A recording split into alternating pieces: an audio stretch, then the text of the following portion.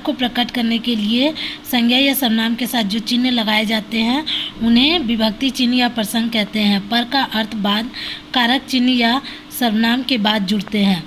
कारक को प्रकट करने के लिए जो चिन्ह लगाया जाता है उसे विभक्ति चिन्ह कहते हैं। जैसे ऊपर में बताया गया था का, ने, की, ये सब विभक्ति चिन्ह है, कारक का विभक्ति चिन्ह है। इन्हें प्रसंग भी कहते हैं। पर का अर्थ है बाद, कारक चिन्ह संज्ञा या सर्वनाम के बाद। कारक के निम्नलिखित 8 भेद हैं।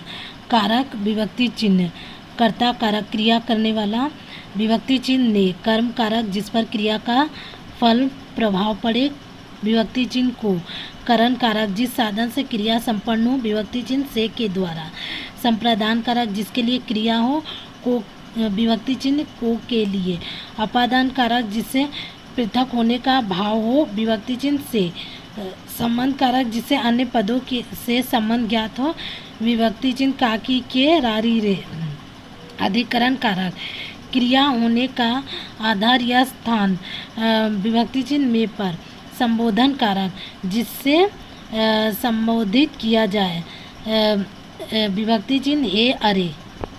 कर्ता कारक, कर्ता का अर्थ काम करने वाला, संज्ञा या सर्वनाम के जिस रूप से काम करने वाले का बोध हो उसे कर्ता कारक कहते हैं। इस कारक का प्रसंग ने है। संज्ञा का जिस शब्द से यह पता चले कि वह काम कर रहा है उसे कर्ता कारक कहते हैं। इस कारक का प्रसंग ने है। जैसे माली ने फूल तोड़े, संजना ने खीर खाई। यहाँ फूल तोड़ने की क्रिया माली ने की तथा खीर खाने की क्रिया संजना ने की। अतः माली ने तथा संजना ने कर्ता कारक है। कभी कभी कर्ता कारक वाले वाक्य में ने विभक्ति चिन्ह नहीं लगता। जैसे राजू दौड़ रहा है, बकरी घास खा रही है। कभी कभी कर्ता कारक में ने विभक्ति जो है नहीं लगता है। यहाँ राजू और बकरी के बाद कोई चिन्ह प्रसंग नहीं आया है। कर्म कारक, क्रिया के कार्य का फल जिस व्यक्ति या वस्तु पर पड़ता है उसे कर्म कारक कहते हैं। इस कारक का प्रसंग को है। जैसे क्रिया के कार्य का फल जिस व्यक्ति या वस्तु पर पड़ता है उसको कर्म कारक कहते हैं। कारक का प्रसंग को है।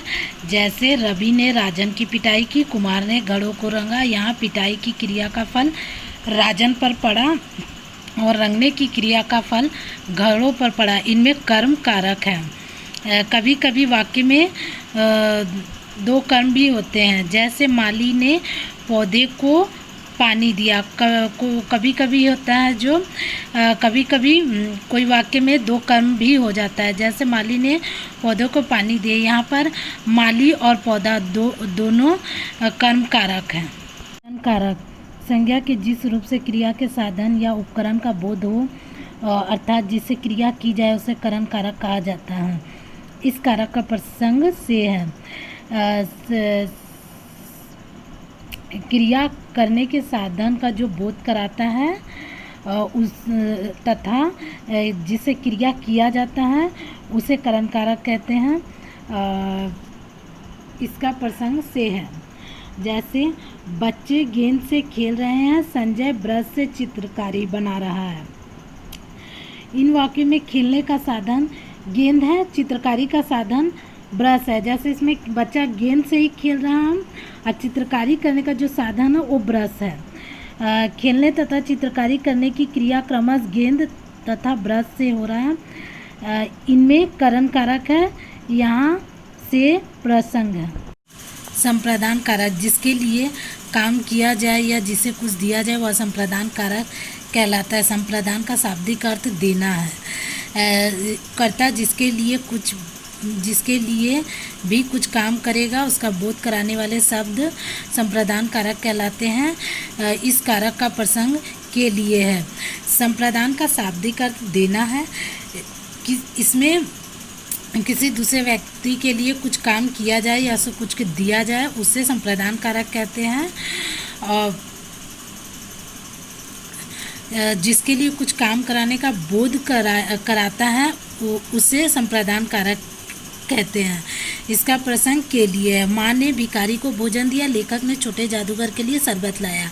यहाँ भिखारी तथा छोटे जादूगर के लिए काम किया जा रहा है, अतः भिखारी को तथा छोटे जादूगर के लिए में संप्रदान कारक संज्ञा या सर्वनाम के जिस रूप से एक वस्तु का दूसरे से अलग होना या तुलना करना जाना जाए उसे अपादान कारक कहते हैं। इस कारक का प्रसंग से है।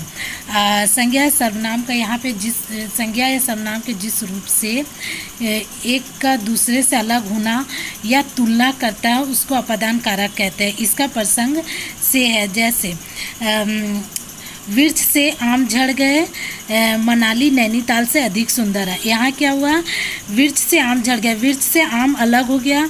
मनाली नैनीताल की तुलना में ज़्यादा सुंदर है। तो वृक्ष से और नैनीताल से ये दोनों अपादान कारक हैं।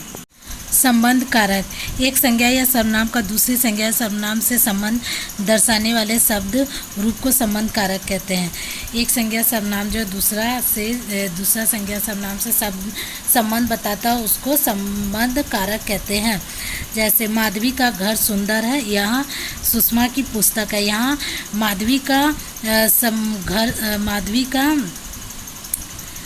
माधवी का घर से संबंध बता रहा है और सुषमा का उसका पुस्तक से संबंध बता रहा है। इसलिए संबंध कारक है। संबंध कारक का विभक्ति चिन्ह का, की, के और तथा, रारी, रे होते हैं। अधिकरण कारक संज्ञा या सर्वनाम शब्द के जिस रूप से क्रिया के होने के स्थान का या समय का बोध हो उसे अधिकरण कारक कहते हैं। इस कारक का प्रसंग में पर है। संज्ञा सर्वनाम का जिस रूप से क्रिया का जो होने का समय और स्थान का बोध कराता है उसको अधिकरण कारक कहते हैं। इसका प्रसंग में पर है। जैसे भैंस तालाब में बैठी है, बच्चे छत पर पतंग उड़ा रहे हैं। यहाँ पर तालाब में तथा छत पर ये क्रिया को संपन्न होने के साथ उसका जगह का बोध करा रहा है, अतः यह अधिकरण कारक है।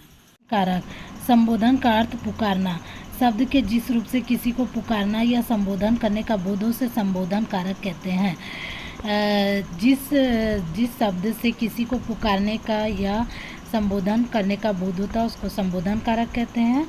जैसे अरे छाया तुम कल काम पर क्यों नहीं आई, ऐ लड़के इधर आओ। यहाँ पर